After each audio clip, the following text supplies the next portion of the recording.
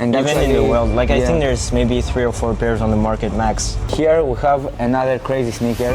First of all, talk about the LV Air Force. The retail is 2.2K. Yeah. It's crazy retail. And you couldn't just pay retail. You had to be a very good client with LV to be offered these. So if I were to walk into LV by the time they were releasing, I could not buy them. I needed to have, most of them don't make it. And bro, because they don't want it bad enough. I mean, they have no consistency. The thing that I told you also yesterday, if you have a lot of money, you can buy the Dior ones, but this pair, even if you have the money to buy them, you can't find them online. Right. Because how many pairs are in Europe? Like 2, 3 pairs? No. I don't even know. There is 0. For it? There is no pairs on the market. Maybe Crazy, one. Yeah. Λοιπόν, αποδέχομαι τον Τζιν. Ο Τζιν είναι ένας reseller από τη Γαλλία. Έχει πάρα πολλά τρελά κομμάτια. Θα σας δείξουμε τώρα τι μας έχει φέρει και επιπλέον θα μιλήσουμε γενικότερα λίγο για τη ζωή του, πώς έχει καταφέρει και έχει αποκτήσει τόσα τρελά παπούτσια, γιατί σε τέτοια ηλικία που είναι πραγματικά ακραίο και στην Ελλάδα, τουλάχιστον εγώ δεν ξέρω παιδιά όπου να έχουν κάνει κάτι παρόμοιο, οπότε θα τον αφήσουμε αυτό να μιλήσει για μας. So, tell us first of all your name. So my name is Jean, I'm from Paris, France. Perfect. What's your age? 16 years old. Okay, and as I told them, it's crazy to be 16 and have pairs like that, because first of all, show us the Son Weatherspoons. Sure. So, what we have here, it's a pair of $700 shoe that is not something crazy, but for a 16-year-old to be able to resell stuff like that and make money out of it, it's something crazy, So tell us first of all how you start reselling and what's your inspiration behind all that. So I started reselling back in 2023 and I saw some kids doing it on social media and stuff, and I was like, why couldn't I do it? So I started buying clothing on Vinted. So you first started by buying clothing on Vinted, yes, I had the Vinted monitor, the bot. Yeah, I know. And I bought like Ralph Lauren sweatshirts and stuff like that. Oh, so simple stuff, not something crazy. I didn't have a lot of money. I had like €300 or €500. Low budget, okay. Yeah, and so I grew my budget like that up to €2,000. And then I got into a cook group, so it's a group on Discord, an app called Discord. I'm sure everyone knows it. And there was like all the information about the releases. Like at the time, Adidas Campus were a big show. And it was viral at the moment, And also the new releases like the Nocta Hot Step 2. A lot of new releases. So I bought, with the help of the cook group, I bought those shoes and I resold them basically every time on Vinted because I didn't have a big client base. But yeah, so I grew my capital up and up like that. Okay. And then I got, the market went down, as you know. Yeah, everyone knows that the market the sneaker market right now is... it's not that good, It's good, but it's not as it used to be. Like back at 2021. Even at 2017, the market was crazy. Because you see pairs back then, for example, the Jordan 1s, you can resell any Jordan 1 back then, even it's a brick now, or Dunks or something like that, like Panda Dunks were €350 and now they are like 50, I went to his apartment to actually do a deal for the white party. The Travis Scott, which I traded for his London SB, the one you had in your interview. Oh, so the one I had in my interview was actually yours? It's after that it was mine. Crazy. Okay. So small world. Yeah. So it can show us how limited those kind of pairs are because it was the only pair in Europe. Those type of stuff, they are not plenty in Europe. And even in the world, I think there's maybe 3 or 4 pairs on the market max right now. Because I think that a lot of collectors just buy them and keep them in the cell, and they don't even show them. So I connected with him and he made me do some big deals with him, and so I never stopped. I always had the consistency, and now I'm buying crazy stuff. So you think now the used stuff, for example, these used sell a lot of quicker than if you buy them brand new and trying to sell them also brand new? Thing is, right now people are broke. They don't have money. So used sneakers, for example, this shoe is like what, 1,000, 1,200 brand new, 1.2K. And this size 44, so it's a common size. Everyone wears that size. and so this shoe I'm selling for 550, which is already, you know. Yeah, it's half of the price. It's half of the price, but it's already a lot, and people, you know, can only put so much money into the shoe they're going to wear. Because a lot of people ask me why you sell, for example, used stuff for so much, because they can't even understand that even if it's used, it can also sell for a lot, because there is a hype behind that, or there is, you know. Well, the thing is, a lot of these kind of shoes, I mean, if you take like some Dunks or something, obviously they're not worth anything once they're all used and stuff, but pairs like these, there are usually collaborations with like artists, musicians. Like this one that Sean Weatherspoon does. Exactly. For me at least, it's a crazy pair. You know the story behind that? I don't really know it. No, it's a shame. I had like 10 pairs of them. I don't know the story. This sneaker has actually inside two sneakers. First Air Max 1, and that's the upper one. I think no, it's the down, the sole, and the upper one is the Air Max 97. Yes. So he combined two of his best silhouettes and brought that. And actually, Sean Weatherspoon had, I think, in USA, one of the first vintage sneaker stores. Really? Yeah. And then after that, the hype came out with stuff, you know, Jordan and all that. Yeah. He became a sneaker store. So Nike took the deal and made this masterpiece for me, at least. So definitely. We have another pair. Here we have another crazy sneaker. First of all, talk about the LV Air Force. The retail is 2.2K. Yeah. It's crazy retail. And you couldn't just pay retail. You had to be a very good client with LV to be offered these. So if I were to walk into LV by the time they were releasing, I could not buy them. I needed to have, you know, a personal sales assistant and a big spending with LV. You know how much spending, or you don't know? How much spending you have? I don't know, but I've heard some crazy things. Yeah, I think it's more like 70 bands, something like that. Because I have heard some people paid crazy money in order to get this for retail, you know. I have a funny story about them. One time I went to a dentist in the 16th arrondissement of Paris, which is one of the fancy places in Paris. And I talked a little bit about my business and stuff, you know, and he told me actually he bought the full pack for retail. Every color. And he had them that stock in his home. Crazy. So tell us about the price range of this. So brand new size 8.5. You're looking at about what, 5? I think 5,000, 6,000, depends who on the client, you're of course. buying it from. Of course. If you're buying it from a big store, it's more expensive, but if you're buying from a reseller like us, it's less expensive. I can see if someone has the money to go for that, because it's not just a simple Air Force in my eyes. There are something, the quality is way better. The fit is way better, because I tried that. I tried this one before, so I can tell you that I don't know if it's worth all that money, but you know, it's a crazy sneaker to have in your collection. I mean, of marketing, but normally they did it in the LV factories in Italy, and it's like actual real, like high quality leather compared to the. I have seen a couple of videos that they are assistants that they take every piece of the pair and they're crafted, and it's mad work, because these take like days to craft. When you buy something like that, you're gonna sell it instantly, or you go for the long term? So when I get big grails, obviously it's a bigger risk, because for example, I'm gonna say something stupid. If I get scammed and the guy doesn't send me the pair, I get scammed for 3,000 euros instead of 300 that I usually pay for pairs. But so, you know, I always try to flip it very fast, maybe get a little bit less profit, but get the money flowing. Okay. You know? So you try to sell them as fast as possible. And so for example, this I just got it in this morning, and I'm gonna sell it on Tuesday next week. Okay, so you try to make up 3-4 days. Okay, so you try to do quick flips and not long-term flips. If you are able to sell them as fast as possible, you're gonna do it, no matter the. I mean, even if you have a small profit. I like on big pairs like these. I always try to make it make sense, you know, like. Yeah, of course. If I sell it for 2,000, I'm not gonna make 30 euros. Like at least 200 or 300, but.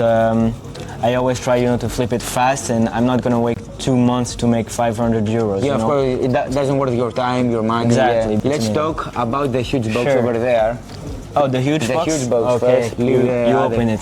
So, here, as you can see, we have a huge grail. It says Dior.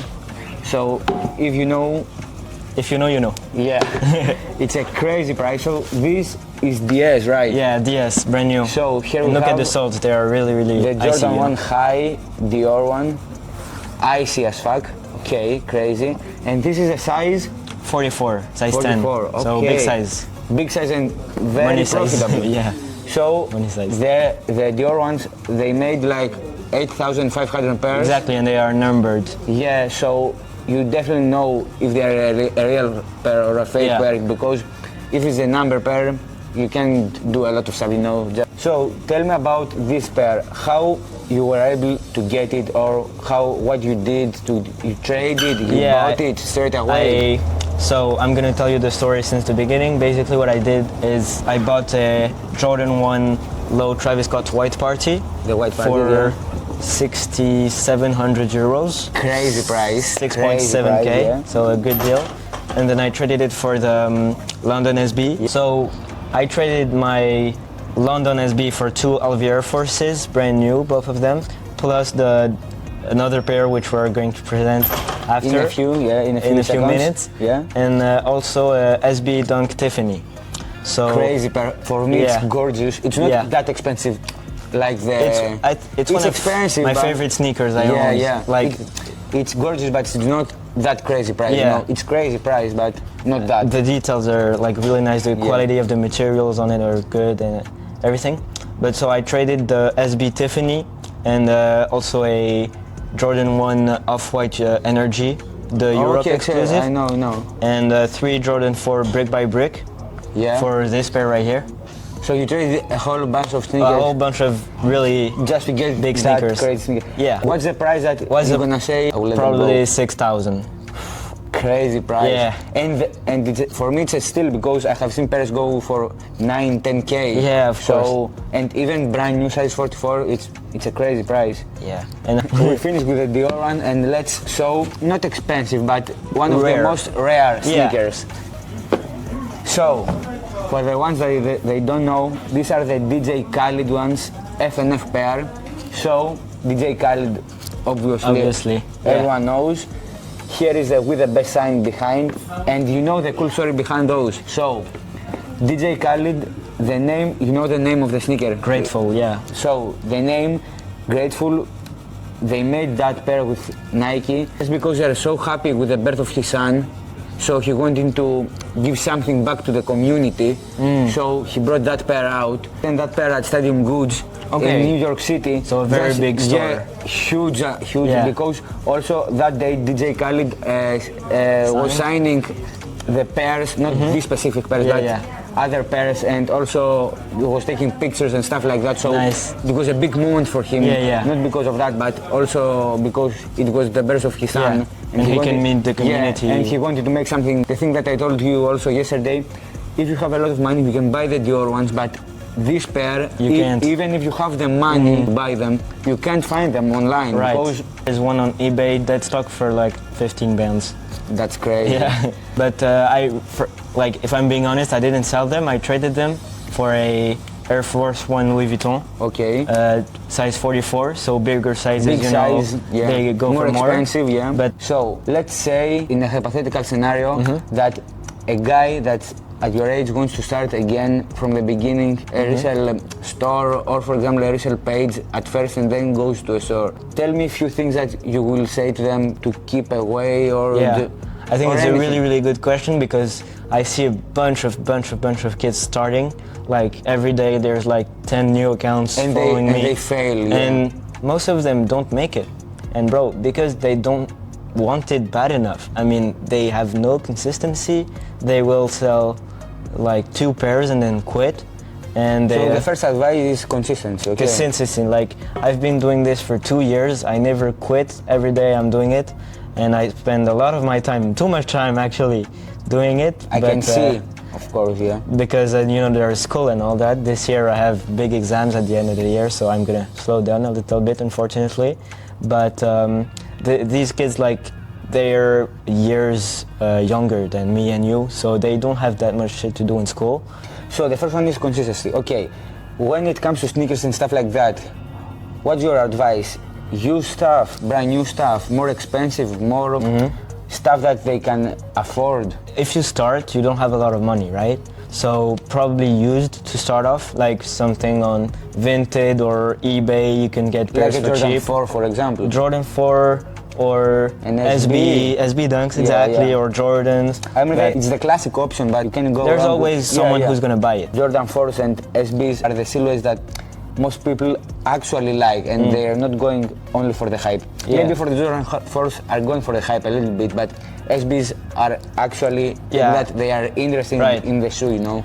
And what I would say also is, don't aim too big at first. Like, go for the crumbs, man. If you gotta buy a shoe for 50 and sell it for 60, do it. You know, you gotta get your capital up, eat those crumbs, eat shit all day, get scammed, you know, that's how you learn also. Like, for me, at the start of my journey, I had like maybe 3,000 at the time, and I lost 1,300, like 1.3K for a big scam. And then also 800 later, and you know, I never quit. You know, the number one thing is to never quit, you know, just keep going.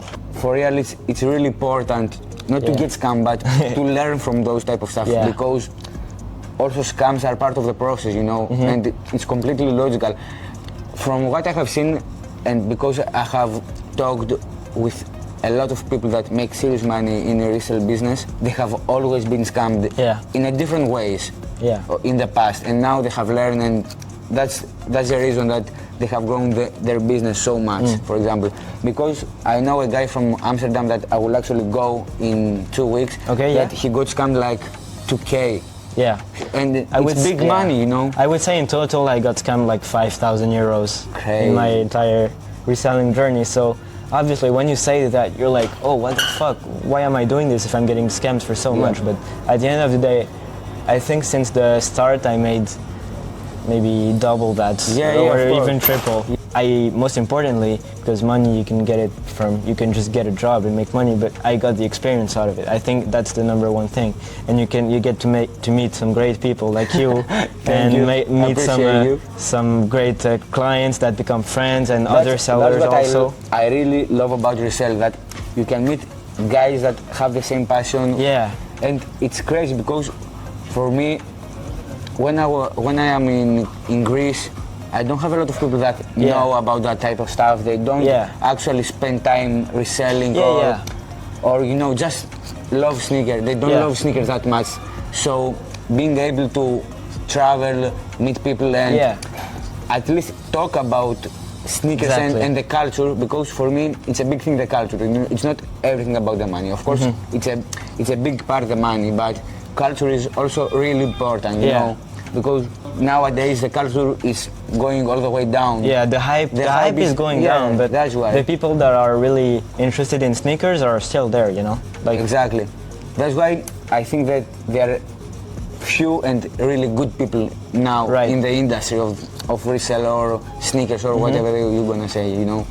One last question. Yeah, sure.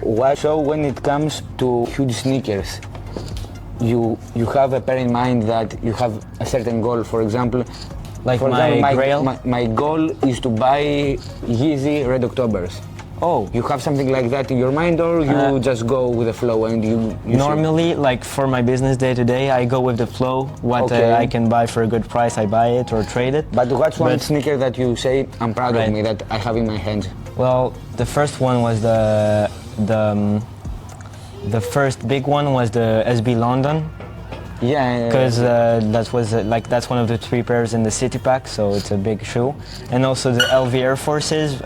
When I hold them, I was like shaking. Yeah. And also my grail is the purple FNF Travis Scott Jordan 4. Madness. Since I was like 30 bands. Yeah. Since I was maybe 11, I wanted to have this shoe in hand, and I never had it, so, you know, big goal. I mean, Jordan 4 Travis, I think crazy, mad piece. I think it's one of, yeah, I think it's my one of the rarest Yeah. sneakers in existence.